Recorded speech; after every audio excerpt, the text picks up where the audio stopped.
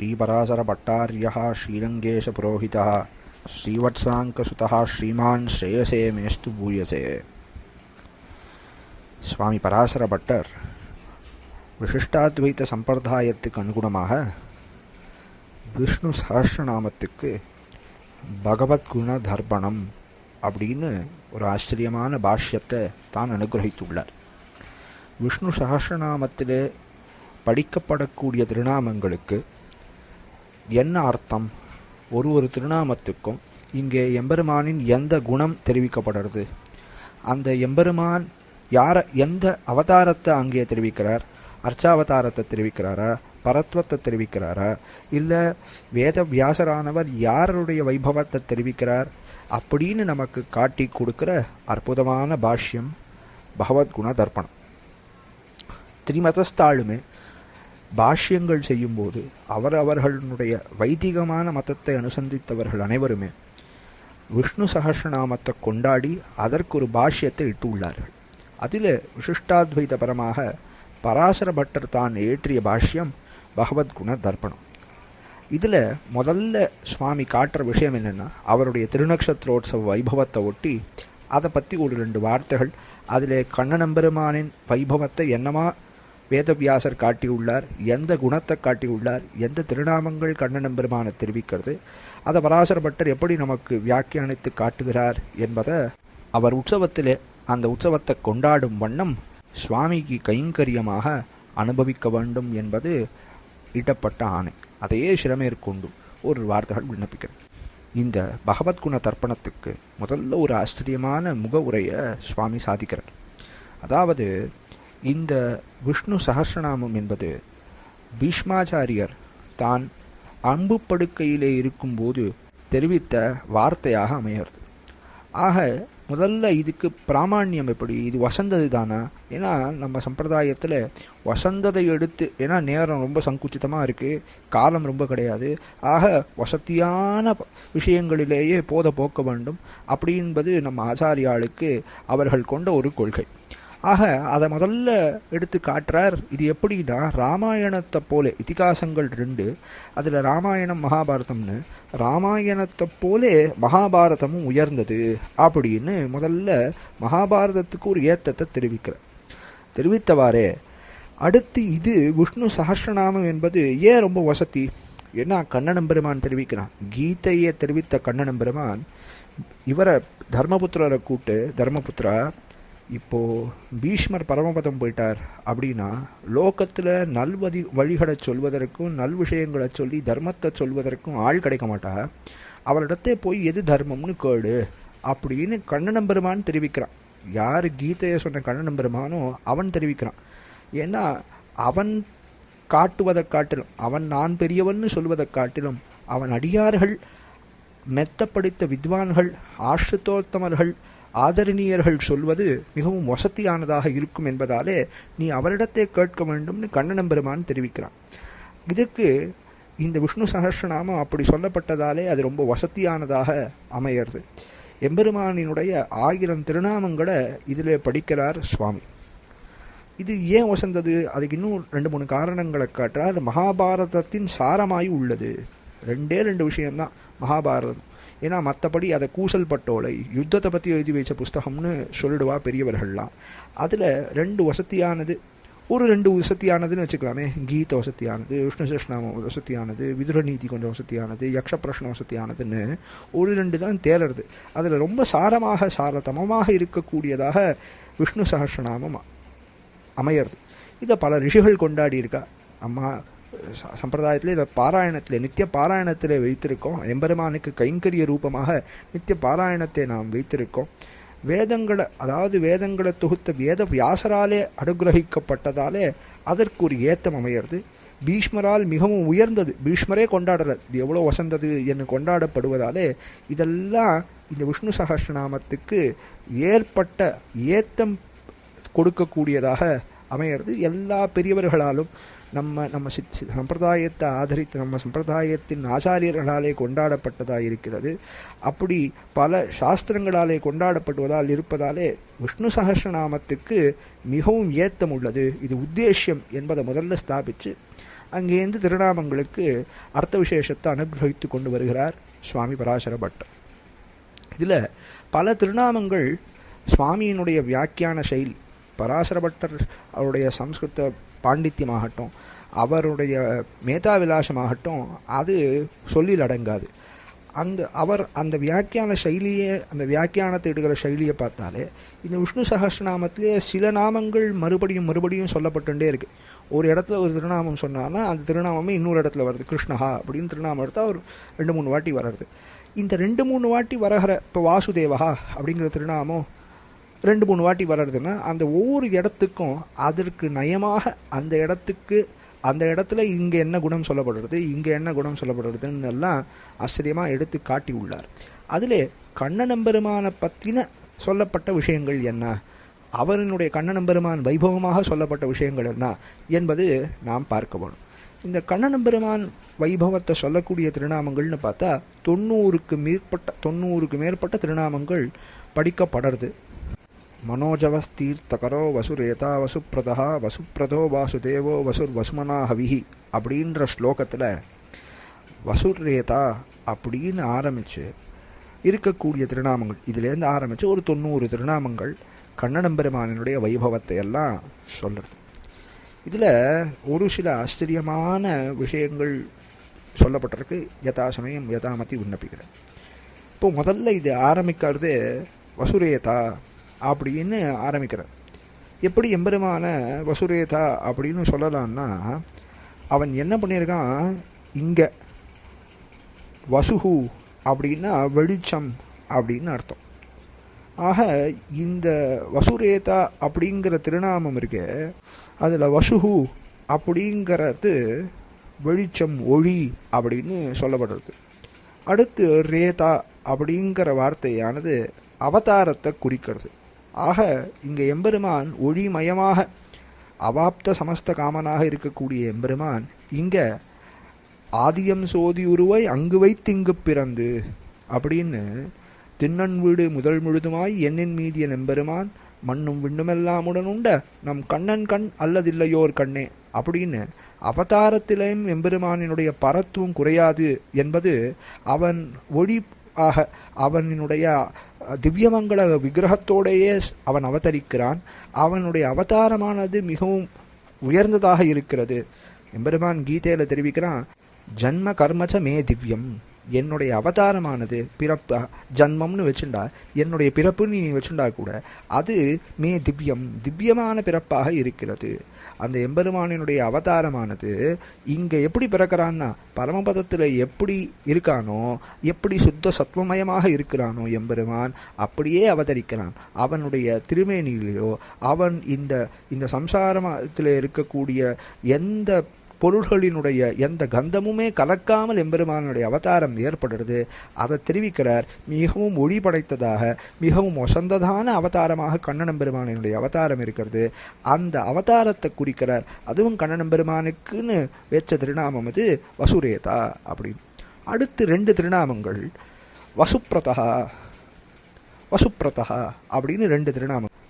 இதில் என்ன சொல்லப்படுறது, எம்பெருமான் எவ்வளவு பெரிய உபகாரத்தை, எவ்வளவு பெரிய நிதியை வசுதேவருக்கு இட்டுள்ளான் அப்படின்னு பார்த்து அதை தெரிவிக்கிறார் இந்த திருநாமத்தாலே.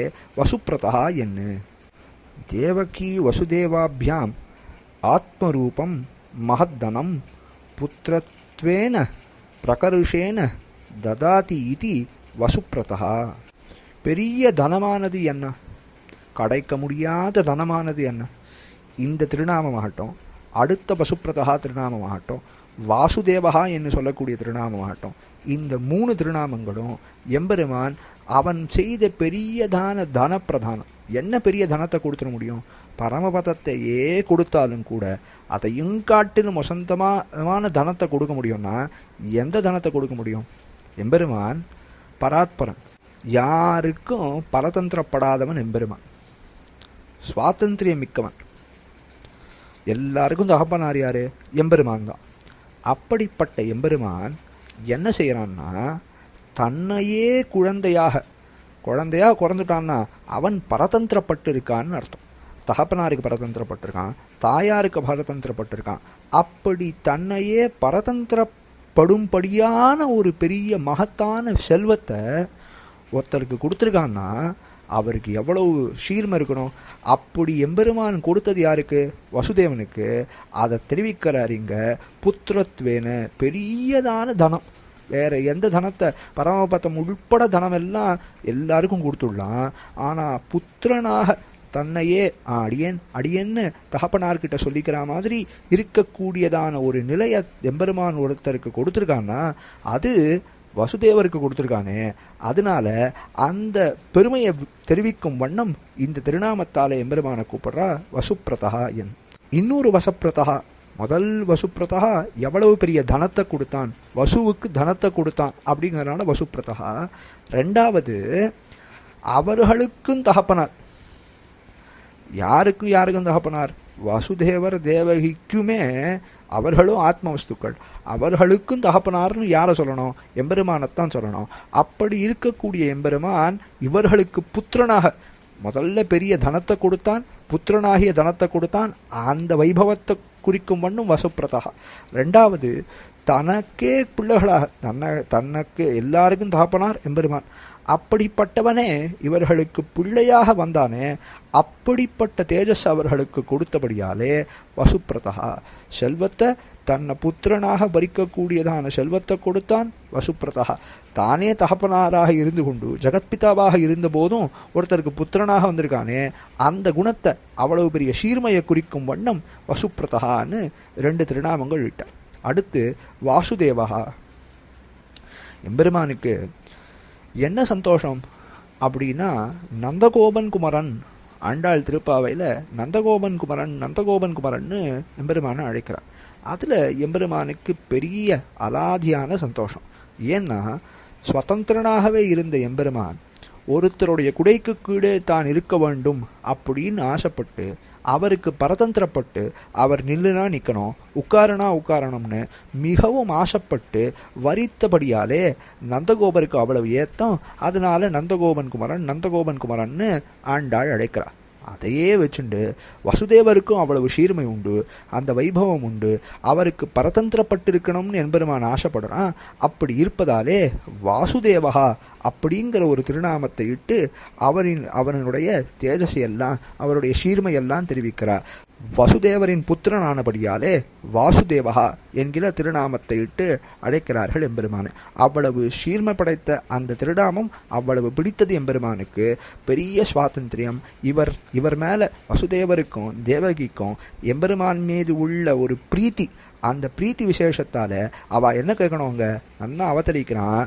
அப்படியே திவ்யமாக சதுர்புஜம் பாலகம் அம்புஜேக்ஷணம்னு அற்புதமாக எம்பெருமான் அவதரித்தோன்னு என்ன கேட்கணும் அவான்னா, இந்த கைவலங்கள்லாம் போய் எனக்கு கம்சனிடத்தில் விடுதலை வேணும் அப்படிலாம் கேட்கலையே, நீ சௌரியமா இருக்கணும், உனக்கு இங்க இருந்த ஆபத்துன்னு அப்படியே வயிறுபடிக்கும்படியாக இருக்கக்கூடியவர்களாக அவர்கள் இருக்கும்படியாலே அந்த எம்பெருமான் மீது அவ்வளவு பிரீத்தி விசேஷத்தை கொண்டவர்களானபடியாலே அவர்களுக்கு புத்திரனாக பிறந்ததை எம்பெருமான் மிகவும் சந்தோஷப்பட்டு அவர்களுக்கு பரதந்திரனாய் இருப்பதையே தனக்கு ஒரு வைபவமாக கொண்டிருக்கிறான். அதை தெரிவிக்கக்கூடிய திருநாமம் இது வாசுதேவகா. வசுதேவரின் குமாரனானபடியாலே வாசுதேவன் என்கிற திருநாமம் அழைக்கப்பட்டது. அடுத்து வசுஹு, திருப்பார்க்கடலிலே வசிக்கக்கூடியவன். ஏஷ நாராயண ஸ்ரீமான் ஸ்ரீரார்ணவ நிகேதனஹ நாகபர்யங்கமுத்ருஷ்ய ஜாகதோ மதுராம்புரி என்ன திருப்பார்க்கடலில் இருக்கக்கூடிய எம்பெருமானானவன் அதையும் கார்க்கடை கொண்டு மதுரைக்கு வந்து அவதரித்தான் கண்ணனாக என்று தெரிவிக்கப்படும்படியாலே அதை தெரிவிக்கிறார். வசுஹு என்று திருப்பார்க்கடலிலே வசிப்பவன் அந்த எம்பெருமான் தான் இவன் அப்படின்னு காட்டும்படியாக தெரிவிக்கிறார். அதுக்கப்புறம் அப்படி அவனுடைய மற்ற திருநாமங்கள் எல்லாம் ஆச்சரியமாக கொண்டாடி கொண்டே வருகிறார். அதில் ஒரு சில முக்கியமாக ஒரு ஆச்சரியமான திருநாமங்கள் சொல்லப்படுறது. என்ன விஷயம்னா, அனலஹா அப்படின்னு ஒரு திருநாமம் அங்கே தெரிவிக்கிறார் சுவாமி பராசரப்பட்டர். சர்வம் கிருத்வாபி கோபானாம் நச்ச கிஞ்சின் மயா கிருதம் இது ஏவம் அவிதிருப்தோ யஹா சஹா அனலஹா பரிகீர்த்திதா. அதாவது எம்பெருமான் அடியார்களுக்காக செய்யக்கூடியவைன்னு பார்த்தா அதுவும் திரௌபதிக்காக செய்தவைன்னு பார்த்தா அது ஆச்சரியமாக புடலோகாச்சார் ஸ்ரீவச்சன பூஷணத்தில் கொண்டாடுறார். என்ன தெரிவிக்கிறார் அப்படின்னா, பாண்டவர்கள் கௌரவர்கள் 2 பேர் இருந்தால் நீங்கள் எல்லாம் நாமெல்லாம் நினச்சிட்டு இருப்போம் கௌரவர்கள் கெட்டவர்கள் பாண்டவர்கள் நல்லவான்னு. அது பாண்டவர்களுக்காக எம்பெருமான் தூர்த்த சாரத்தியங்கள்லாம் பண்ண எவ்வளவு பராத்பரன் எம்பெருமான் தூது போகிறான், சாரத்தியம் பண்ணுறான், மகாபாரத யுத்தத்தையே நடத்தி கொடுக்குறான். இதில் தெரிவிக்கிறார் இன்னொரு திருநாமத்தாலே அபராஜிதா என் யாராலையும் எவ்வளவு பெரிய சைன்யம் இருந்தாலும் அந்த எதிர்பக்கம் பீஷ்மர் என்ன துரோணர் என்ன யார் இருந்தாலும் ஒன்றும் மகாபாரத யுத்தத்தில் பண்ண முடியல. என்ன காரணம்? கண்ணன் பெருமான் இங்கே இருக்கான். அப்படி இருக்கிறதுனால யாரால ஜெயித்திர முடியும் கண்ணன் பெருமானை எதிர்க்கன்னு இவ்வளவு காரியம் பண்ணியிருக்கான். இதெல்லாம் எதுக்காக அப்படின்னு கேட்டுண்டா எல்லாரும் நினைப்பா பாண்டவர்களுக்காக பண்ணியிருக்காங்க. புடலோகாச்சார் தெரிவிக்கிறார் இதெல்லாம் கிடையாது, எல்லாம் திரௌபதிக்காக. திரௌபதி பரிபவம் கண்டிருந்தது கிருஷ்ணாபிப்பிராயத்தாலே பிரதான தோஷம். அவ கோவிந்தா அப்படின்னு சொன்ன உடனேயே இவன் எல்லாம் யுத்தத்துக்கு கிளம்புற மாதிரி கிளம்பி கண்ணனுடைய அடியாளவை அவளுக்கு இந்த மாதிரி ஒரு பரிபவத்தை ஏற்பட விடமாட்டோம், பரிபவம் ஏற்படுறதுக்கு வாய்ப்பே கொடுக்க மாட்டோம்னு இவ இருந்திருக்கணும். அதை பண்ணாதபடியாலே கௌரவர்களை போலே பாண்டவர்களும் குற்றம் படைத்தவர்களே கண்ணனின் அபிப்பிராயத்தாலே அப்படின்னு புடலோகாச்சார் தெரிவிக்கிறார். அப்போ கேட்குறா, அப்போ கௌரவர்கள் எல்லாத்தையும் முடிச்சுட்டான் இவளுக்காக, திரௌபதி பண்ண பிரதிஜைக்காக, அப்போ பாண்டவர்களையும் முடிச்சிருக்க வேண்டுமேனா? அதற்கு காரணம் திரௌபதியினுடைய விரிந்த கூந்தல். அவ சொல்லிட்டா, அந்த துச்சாதனன் இருக்கானே அவனுடைய ரத்தம் அதை வச்சுதான் தலைமுடிய நான் பின்ன போறேன்னு சொல்லிட்டா. அதை பார்க்க சகிக்க முடியாது. திரௌபதியை பார்க்கறச்சேலாம் கண்ணன் பெருமான் ஐயோ இன்னும் அவளுக்கு தலைமுடியை கட்டலையே அப்படின்னு இருப்பானா. விரிந்த கூந்தலை காண ஒட்டாதவன் விரிந்த கூந்தலை பார்க்க முடியல. அப்படி இருக்கிறவன் வெறுங்கழுத்தை காண மாட்டானே. அப்படி அவள் வெறுங்கழுத்தோட நின்று அவளை பார்க்க முடியுமா, கண்ணனால் தரிக்க முடியுமான்னு பார்க்க முடியாதுங்கிறதுக்காக திரௌபதிக்காக பண்ணியிருக்கான். அவள் கோவிந்தான்னு அப்போ சொன்ன ஒரு வார்த்தைக்காக எல்லா காரியமும் பண்ணியிருக்கான். சாரத்தியம் பண்ணியிருக்கான், தூது போயிருக்கான், எல்லா காரியமும் பண்ணியிருக்கான். அப்படி பண்ணினப்புறம் திருப்தி அடைஞ்சானா எம்பெருமான்? இவ்வளோ காரியம் பண்ணியாச்சு, திருப்தி அடைஞ்சானா அப்படின்னு பார்த்தா அது எதுவுமே அடையாமல் அவன் சொல்லக்கூடிய வார்த்தை என்னன்னு பார்த்தோம்னா, ரூணம் பிரவருத்தம் இவமே. ஒரு கடன்காரன் என்னுடைய கிருதயத்தில் எப்படி இருக்கு தெரியுமா? ஒரு கடன்காரன் அந்த கடனுக்குன்னா அப்படியே அதுக்கு வட்டி கட்டுண்டே இருக்கிற மாதிரி இருக்கும்போது கடனை அடைக்கலை அப்படின்னா ஒரு நல்லவனாக இருக்கக்கூடியவனுக்கு எப்படி இருக்கும்? ஐயோ கடன் அடைக்கலையேன்னு குத்தின்னு இருக்குமே. அதுபோல கோவிந்தா தூரஸ்தம், நான் ரொம்ப எங்கேயோ தள்ளி இருந்துட்டேனே, நான் பக்கத்தில் இருந்திருக்க வேண்டாமா, நான் அங்கே போயிருக்க வேண்டாமா அப்படின்னு போய் அவளெல்லாம் ரட்சித்தாச்சு. எம்பெருமானுடைய திருநாமம் அவள் சொன்ன மாத்திரத்தினாலே ரட்சணம் ஏற்பட்டு விட்டது. அப்படி இருக்கும்போது எம்பெருமான் என்ன சொல்கிறான்? இன்னும் கடனாளியை போலேயே நான் இருந்து கொண்டு இருக்கிறேன். கடன்காரன் எப்படி இருப்பானோ அப்படி இருந்துட்டு இருக்கேன். என் மனசு இன்னும் வலிச்சுட்டு இருக்கு. அவள் அன்னைக்கு சொன்னா, நான் தூரஸ்தான, நான் ரொம்ப தள்ளி இருக்கவனாக ஆகிட்டேனேன்னு. கடைசியில் இவ்வளவு காரியம் பண்ணியும் அந்த எம்பெருமான் சந்தோஷப்படாமல் எல்லாம் பண்ணி கொடுத்துட்டேன் அப்படின்னு சொல்ல வேண்டியிருக்க. அப்படி இல்லாமல் எப்போதும் இன்னும் நான் கடன்காழியாக இருக்கிற மாதிரியே இருக்கேன்னு தெரிவிக்கிறான்னா அதைத்தான் இங்கே தெரிவிக்கிறார். அனலகா திருப்தி அடையாதவன். என்ன திருப்தி அடையலை? அடியார்களுக்கு எல்லாம் செய்து அடியார்கள் ஒரு வாட்டி எம்பெருமானுடைய திருநாமத்தை சொல்றா, அவனை ஒரு வாட்டி ஆசிரியிக்கிறான்னா சர்வம், அதாவது சென்னு பரம்பரமாயின்னு ஆழ்வார் ஒரு விஷயமா எம்பெருமான் எல்லாத்தையும் கொடுத்து, ஆழ்வார் மற்ற கவிகள்லாம் பார்த்து கேட்குறார், நீங்கள் சொல்கிற யாராவது ஒருத்தனுக்கு இப்படி இருக்கானா, நான் பார்த்துட்டேன், இவனை தவிர்த்து எம்பெருமானை தவிர்த்து யார் இருக்க முடியும், சொன்னால் விரோதம் இது அப்படின்னு தெரிவிக்கிறாரு. அப்படி ஒரு வார்த்தை எம்பெருமானை பற்றி கொண்டாடிட்டான், பாடிட்டான், அவனை கூப்பிட்டுட்டான்னா அவளுக்கு எல்லாம் பண்ணியும் கூட திருப்தி அடையாமலேயே இருக்கிறான். என்ன செய்தாலும் மன நிறைவே ஏற்படுறதில்லை எம்பெருமானுக்கு. அப்படி இருக்கும்படியாக இருக்கிறானே அந்த எம்பெருமான், அதைத்தான் இங்கே தெரிவிக்கிறார். எல்லாம் பண்ணியாச்சு, சர்வம் கிருத்வாபி, எல்லாம் பண்ணின புறமும் கூட கிஞ்சித் மயா கிருத்தம், நான் என்ன பண்ணிவிட்டேன், நான் ஒன்றுமே பண்ணலையே அப்படின்னு இன்னும் அவளுக்கு இன்னும் ரக்ஷணம் பெருசாக கொடுக்கவே இல்லையே, அவளை இன்னும் ரட்சித்திருக்க வேண்டுமே அப்படின்னு இவன் நினைத்து கொண்டே இருக்கிறானே அப்படின்னு சொல்லக்கூடியதான அந்த குணத்தை வர்ணிக்கக்கூடியதான திருநாமம் இது. அது கண்ணன் பெருமானுக்கு உரித்தானதாக திருநாமமாக காட்டி கொடுக்கிறார் அனலஹா அப்படிங்கிற திருநாமத்தால். இப்படி மற்ற திருநாமங்கள் இதை காட்டி கொண்டு வந்து அனலஹா என்று காட்டி கொண்டு வந்து அதுக்கப்புறம் பல திருநாமங்கள் அவனுடைய வைபவங்களை எல்லாம் தெரிவிக்கிறார். அமூர்த்திகி அநேக மூர்த்திகி என்ன விஸ்வரூபத்தை காட்டினமை அப்படின்லாம் தெரிவித்து ஏகஹா இப்படிப்பட்ட மகிமைகள் அவனை காட்டின அபராஜிதா அவனை வென்றவர்கள் யாரும் கிடையாது, அப்படிப்பட்ட மகிமைகளை உள்ள ஒரே ஒருவன் ஒருத்தார் மிக்காரை இளையாய மாமாயா ஒருத்தர் இவனுக்கு சமானமான ந சமஸ்ட அபியதிகஸ்த திருஷ்யத்தே என்று சொல்லுமா போலே ந சமஹா என்று இவனை காட்டிலும் வஸ்தியானவர்கள் யாரும் கிடையாது என்று ஏகஹா என்று அவனுடைய குணங்களை தெரிவித்து கொண்டே வரார். அதில் இன்னும் ஆச்சரியமா அசலஹா 751வது திருநாமம் சலஹா அப்படின்னு அப்படியே ரெண்டு அப்படியே விரோத மாதிரி தெரியற மாதிரியான ரெண்டு திருநாமங்கள் அங்கே ஆச்சரியமாக வர்ணிக்கிறார். அங்கே வியாக்கியானம் விடுறார் சுவாமி பராசர பட்டர். அதாவது அசலஹா மற்ற எதிரிகள் துரியோதனாதிகள்லாம் இருக்கா தீயவர்கள், அவர்களாலே அசைக்க இயலாதவன், யாராலையும் அசலஹா யாரும் அவனை ஜெயிக்க முடியாது அப்படி இருக்கக்கூடியவன், அவளால் பார்க்கவே முடியாது, அவள் கண்ணுக்கே இலக்காகாதவன், அப்படின்னா ஜெயிக்கிறதுக்கு அப்படின்னு சொல்கிறார். அடுத்து சலஹா அப்படின்னு சொல்லப்படுறது.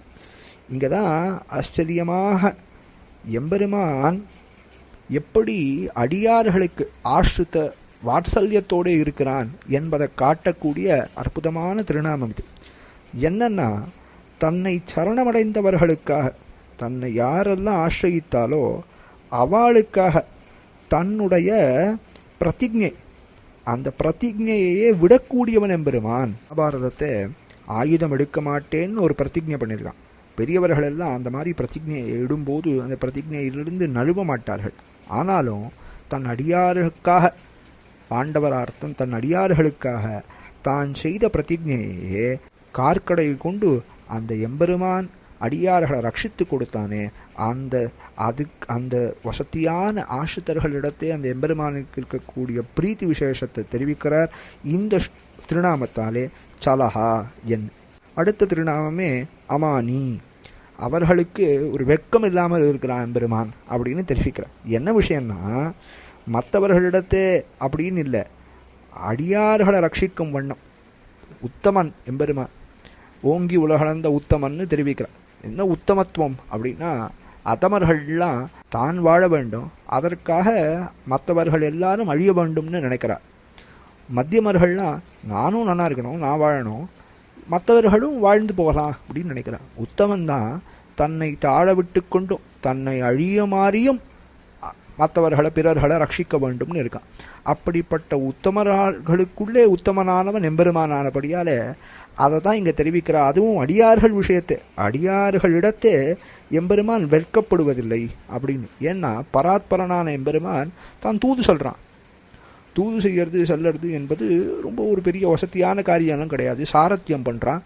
அவனுடைய மேன்மையை பார்க்கும்போது இந்த காரியங்கள்லாம் எம்பெருமான் ஈடுபடுறானேன்னா அப்போது அவனை எப்படி சொல்கிறது அப்படின்னா அமானிகி தன்னுடைய அடியார்கள் விஷயத்தில் சிறிதும் அகங்காரம் இல்லாதவன். அகங்காரமே கிடையாது எம்பெருமானுக்கு. யாரிடத்தே? தன்னுடைய அடியார்களிடத்தே அப்படின்னு இருக்கக்கூடியதான வசதியான அந்த குணத்தை வர்ணிக்கக்கூடியதான திருநாமம் இது. அடுத்து இந்த குணம் இருக்கே, இந்த குணத்தை எம்பெருமான் இப்படி அடியார்களுக்கு தன்னை தாழ விட்டு கொண்டு இருக்கிறோமே அப்படின்னு இருக்கக்கூடிய அவர்களிடத்தை அகங்காரங்களே பாராட்டுவதில்லை. விதுரான்னத்தை புஜிக்கிறான். அவர்களிடத்தை சிறிதும் அகங்காரத்தை பார்க்காமல் தன்னை தாழ விட்டு கொண்டும் அவர்களோடு கறந்து பரிமாறியும் இருக்கக்கூடியதான ஆச்சரியமான குணம். அதை சிறிதும் அகங்காரம் இல்லாதவன்னு அமானி அப்படின்னு தெரிவித்தார்.